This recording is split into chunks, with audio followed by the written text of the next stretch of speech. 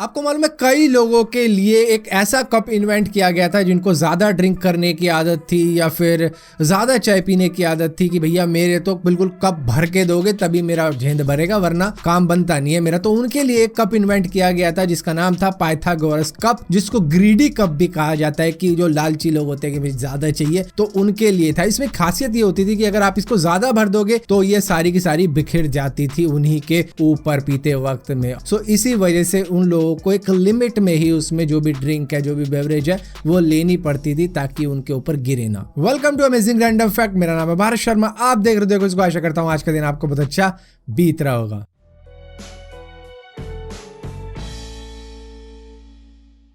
आपको ये बात जानकर हैरानी हो जाएगी कि ब्रिटिश लॉ के आधार पर अगर कोई ब्रिटिश सिटीजन है तो वो आयरलैंड का भी सिटीजन है और वहां पर जाके गवर्नमेंट जॉब भी कर सकता है और जॉब करते करते रिटायर भी हो सकता है और इसी के साथ साथ वोट भी कर सकता है। और यहीं पर जो आयरिश सिटीजन है वो भी ब्रिटेन जाकर वोट कर सकते हैं, जॉब कर सकते हैं और बाकी के काम कर सकते हैं जो कि एक नॉर्मल ब्रिटिश सिटीजन कर सकता है। सो बेसिकली दोनों ही ये दूसरी कंट्री में रहते हैं लेकिन दोनों ही कंट्री के सिटीजन है। अब यहाँ पे ब्रिटिश सिटीजन्स की बात की ही जा रही है तो बात कर लेते हैं ब्रिटिश आर्मी सोल्जर की जो 2007 में अफगानिस्तान के एक एक्सप्लोजन में मारा गया था। बेसिकली उसको डिक्लेयर कर दिया था ये मर गया है, जिसके बाद में उसकी बॉडी को एक बॉडी बैग में डाला गया जिसमें डेड बॉडी को डाला जाता है, जिसके बाद में उसको वॉश किया जा रहा था और पाया गया कि इसके अंदर अभी भी जान बाकी है। सडनली उनमें एक पल्स वापस आ चुकी थी जिसके बाद में तुरंत ही उन्हें हॉस्पिटल ले जाया गया जहां से उनको रिकवर कर लिया गया और उनकी जान बच गई थी। हालांकि उनकी एक टांग कट गई थी जिसके बाद में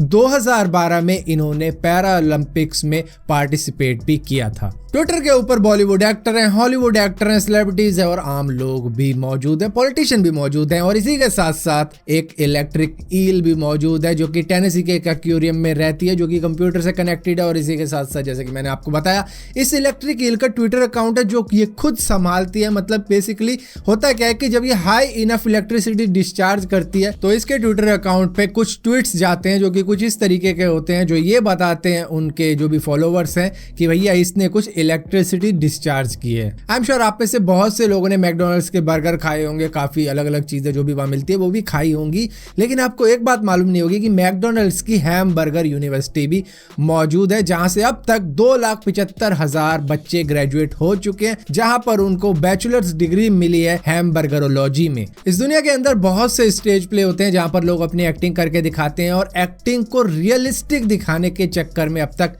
2 लोगों की जान जा चुकी है जो कि जूडस का रोल प्ले कर रहे थे। और वहां पर एक डेथ सीन होता है स्टोरी के अंदर जहां पर वो खुद को फांसी लगाते हैं और फांसी के चक्कर में वो असल में ही अपने आप को फांसी लगा देते हैं, जिसके बाद में लोगों को लगता है कि क्या रियलिस्टिक एक्टिंग है और असल में उनकी जान चली जाती है इसी एक्टिंग के चक्कर में। और इसी के साथ साथ कुछ लोगों की जान बची भी है जो कि टाइम पर समझ गए कि मैं फंस चुका हूं, जहां पर उन्होंने हेल्प के लिए या फिर उनके को एक्टर समझ गए कि इसको असल में फांसी लग गई है और उनकी जान बचाई गई। एक वेबसाइट है जिसका URL है milk.com जो कि किसी भी डेयरी इंडस्ट्री से जुड़ी हुई नहीं है। इसका जो ओनर है वो कोई भी लिंक इस वेबसाइट पे डालता रहता है और इसको कई सारे लाखों US$ के ऑफर आए हैं मिल्क इंडस्ट्री से कि हमें बेच दो ये, लेकिन वो नहीं बेचा अब तक। उसने कहा कि मेरा मिनिमम ऑफर है करीबन 10 लाख US$ का। मिस्टर टी को तो आप में से बहुत से लोग जानते ही होंगे जिन्होंने रॉकी सीरीज को फॉलो किया। ये रॉकी 3 में थे और इसी के साथ साथ प्रोफेशनल रेसलर भी रह चुके हैं जिसमें ये रिटायर हो चुके हैं। इनका एक फेमस पोज था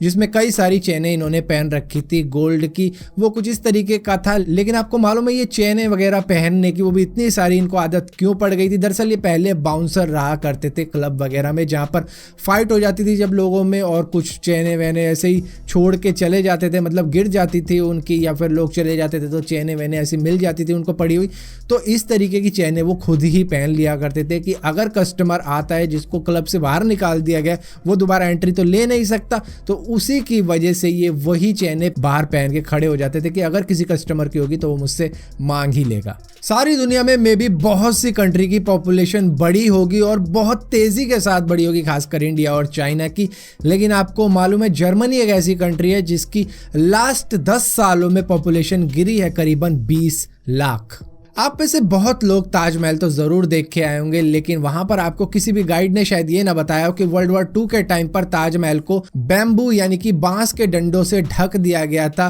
ताकि दुश्मन को ये लगे कि ये ताजमहल नहीं बल्कि कोई और जगह है। सो फिलहाल के लिए अमेजिंग रैंडम फैक्ट्स की इस वीडियो में इतना ही था। अगर वीडियो आपको पसंद आती है तो इस वीडियो को लाइक जरूर करना, शेयर जरूर करना, और इसी तरीके की और भी वीडियो देखने के लिए इस चैनल को सब्सक्राइब जरूर करना, और सब्सक्राइब किया है तो बेल का आइकॉन जरूर दबाना, वरना आपको मालूम भी नहीं चलेगा मैंने कोई वीडियो डाली भी है।